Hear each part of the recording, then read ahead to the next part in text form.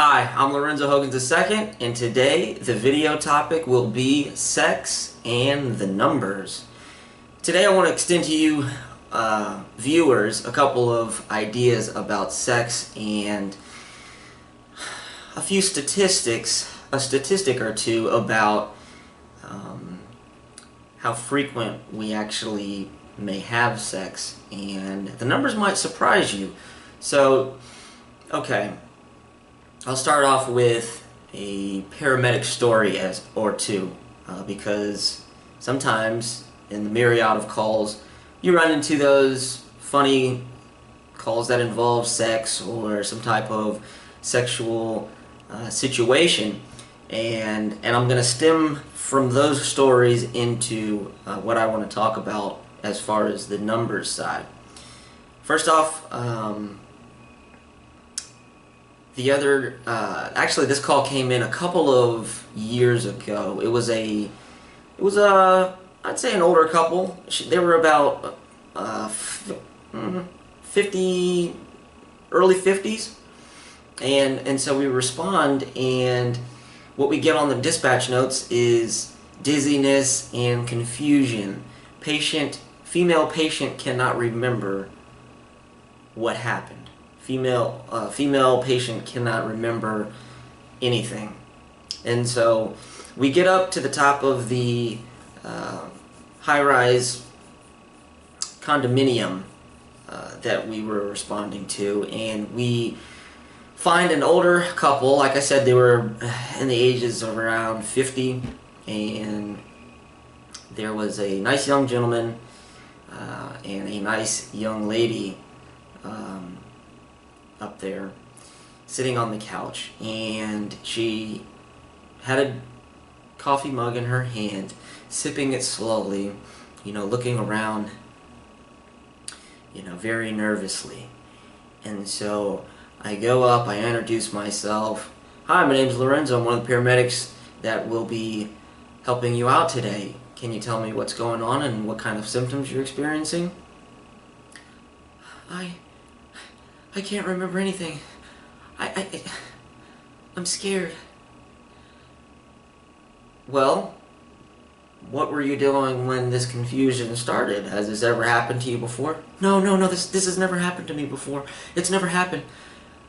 Okay, miss, well, let's take it step by step. What were you doing? And the husband was there too. And so he kind of looked down, because I guess it was kind of an awkward situation for him. But they were just sitting on the couch, and come to find out that they were in the middle of having sex. And so you can only imagine a couple of the jokes. I mean, people were saying on scene, a couple of firefighters are like, oh, wow, this guy's a stud. And so they had him cracking up and everything. And what really probably happened is she probably experienced what we call a TIA in the middle of intercourse, which is a mini stroke. And you get the symptoms. You may experience some of the neurological symptoms that a person with a full-blown stroke undergoes, but the hallmark is that it subsides. It goes away. So she had some confusion, she had some weakness, and so basically she kind of got discombobulated. And so that's just one of those funnier stories that you walk up on and you're like, really? Well, that's interesting. That's interesting timing. More recently, I responded to a guy, excuse me, by the age of 26, and he had bruises all over his face because he had just got beaten up. Knee in the face, right hook, left hook, it was something else. So I asked him what happened, because naturally I'm always asking.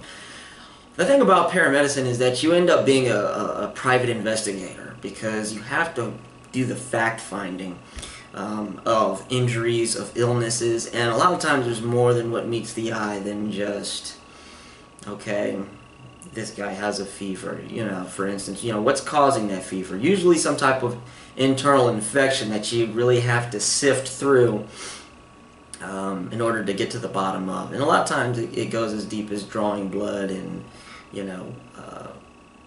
testing the blood labs and everything like that sometimes. So, anyways, the gentleman he was up in arms. He had just got, his noggin rattled.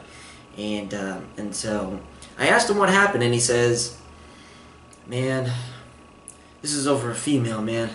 This is over a female. My girlfriend, and come to think of it, I fought for almost every girl that I've been with, and I'm starting to wonder if it's even worth it anymore, man. And I'm just sitting there, just shaking my head at him, and I'm like, oh, go on, I'm listening. He says, me and my girlfriend got into an argument, and I stormed off, but it turns out my best friend, he's hanging back, and she hangs back with him, and she's keying with him, and she's giggling, and I thought that was interesting. And so the history that I have with my best friend is that he has had sex with my baby mama back in the day. So what am I to think? I already don't trust him. I'm surprised I'm even still his friend, and I'm thinking me too. So apparently this was a new girlfriend, and not his baby mother, who he had already had some negative history with. And so he says that his best friend starts accusing him of beating on his girlfriend, and he's like, wait a minute, why are you fending for my girlfriend when, first of all, that hasn't been going on? So now I'm thinking that my girlfriend has told him something crazy, like I'm putting hands on her. And so I go to ask he goes to ask his best friend, oh, were you having sex with this girlfriend of mine as well? And he said the best friend says, what? You don't trust me?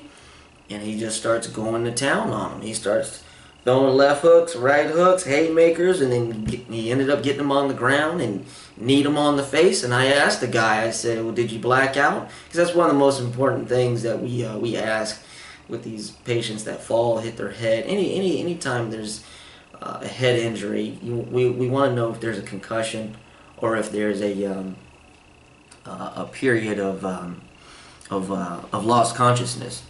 So because it kind of changes our treatment modality, excuse me.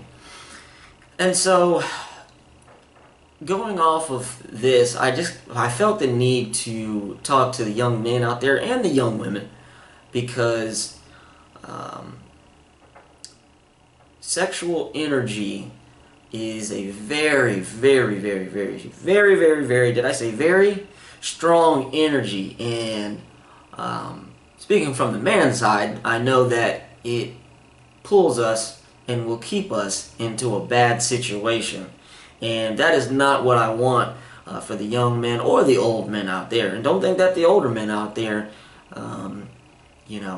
aren't still thinking about sex as well. I just had a patient the other day who said this guy was at the age of, 74, and he's like, don't think I ain't got it. You give me a nurse in a quiet room, and you make sure that TV's off, and it's going down. I got Viagra. And so it's still strong. It's still a strong pull in the older ages in a male's life, and I'm sure it's the same for a female. And actually, I also had a patient, an older gentleman than the one I just mentioned. He was about 80. He had chest pain.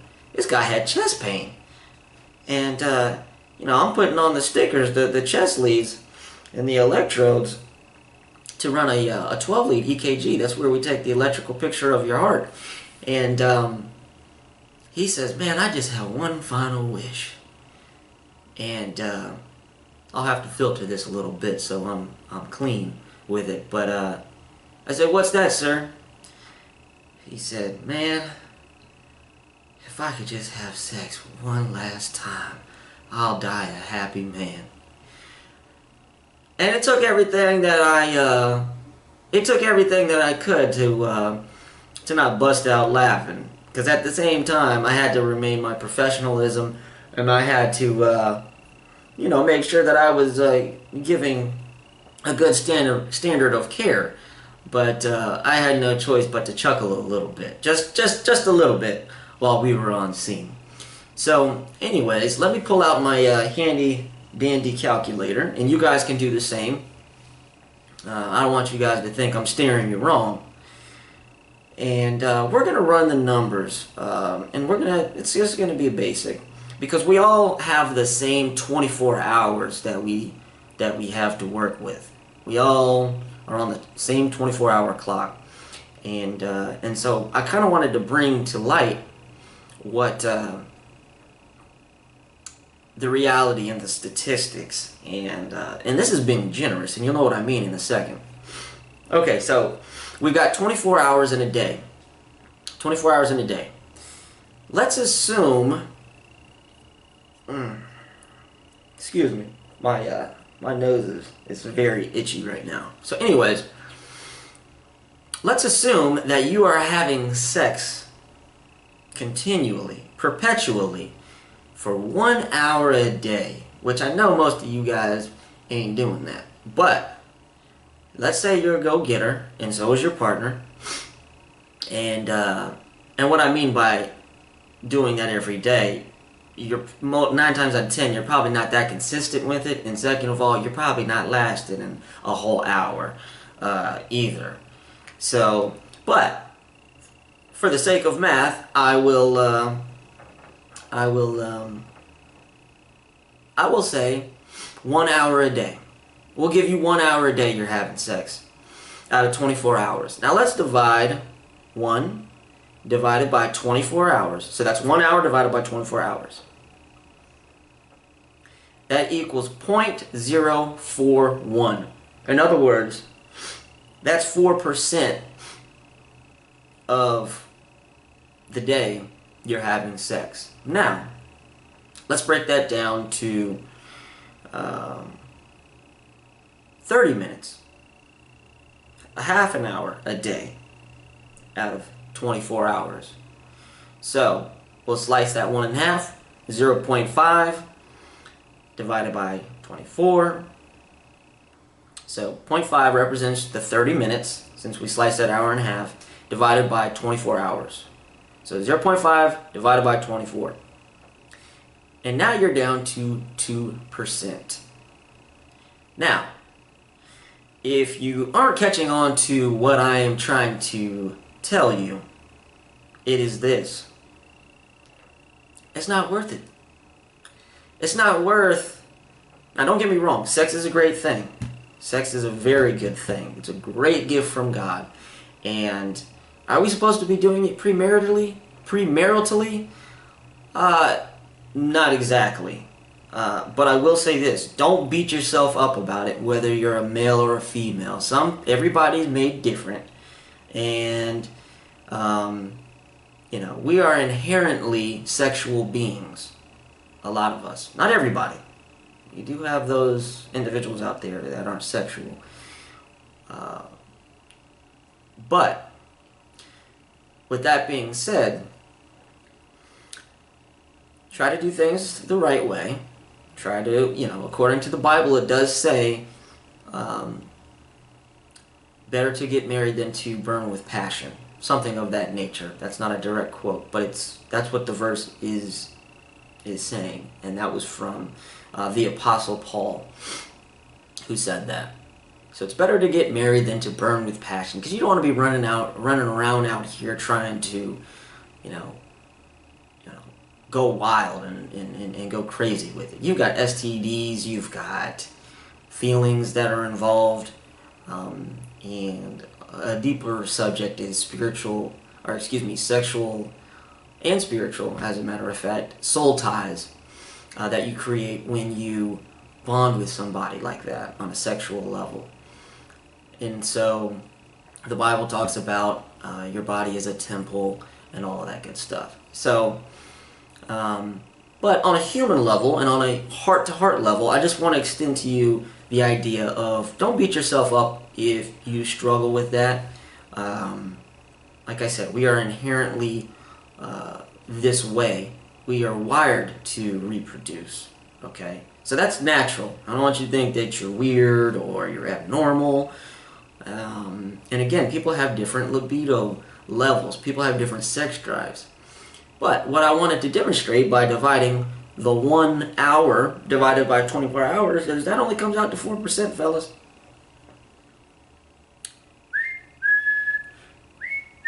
That only comes, if you chop that in half, and you're having sex, and this is every day if you're doing this.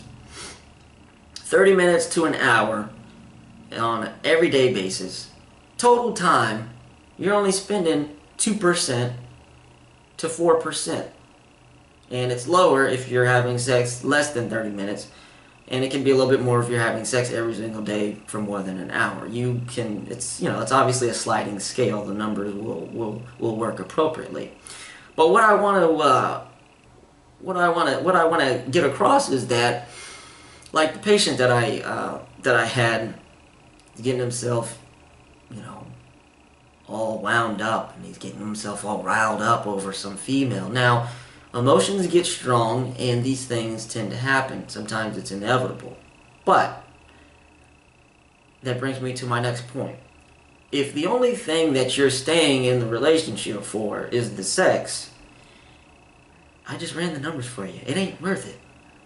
I've been there. It ain't worth it.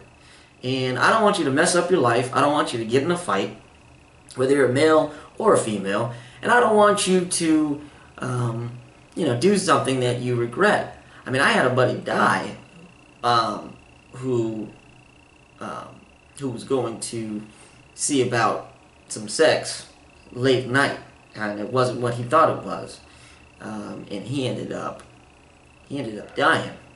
So it gets that serious. It gets that serious, and so the only thing I want you to take from this. There's many things I want you to take from this, but the take-home point that I want you to take from this is that it's not worth to invest in an entire relationship, and God forbid an entire marriage, if the only thing that you are wanting to get out of it is the sex, because it's just too small of a win. It's just too small of a time frame that you spend actually involved in it, And God forbid if you're one of those people who spend 96 to 98% of your total free time trying to get into the bedroom with somebody. It's just not, it doesn't make sense. So my perspective, and I believe this to be a factual outlook, a fact-based perspective, is to find somebody that you're really into. Because 96 to 98% of the time, you ain't going to be laid up with them. And if you don't get along and you don't think that the personality is A1, then I'm sorry, you're just not going to be happy. If you're fighting that 96 to 98% of your time, using your resources, using your energy, and it's consuming your thoughts just to get that 2 to 4% of joy or less a lot of times, that's a terrible investment. That is a terrible investment. So keep that in mind. And if you look to nature, there's a parallel there as well. You've got the, I think they refer to it as the Black Widow syndrome.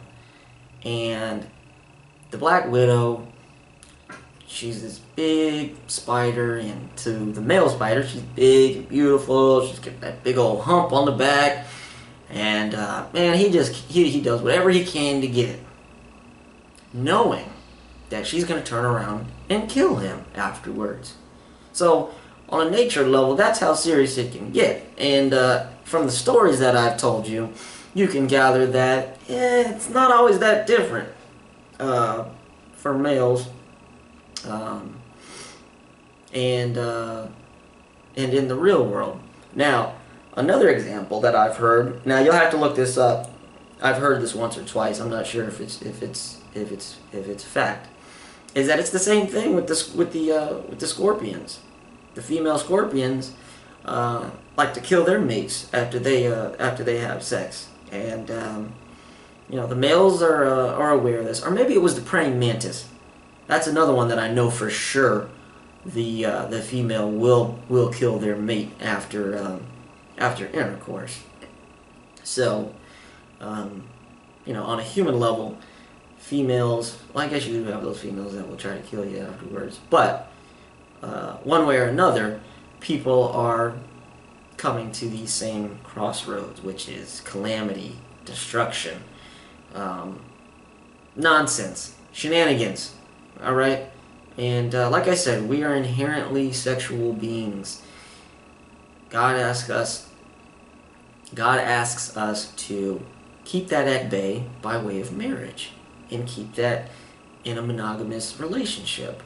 And so that's what we should aim to be. And like I say, we're all not going to be perfect, but that is the goal. That is the goal. So keep those numbers in mind the next time you're feeling yourself or feeling somebody else, and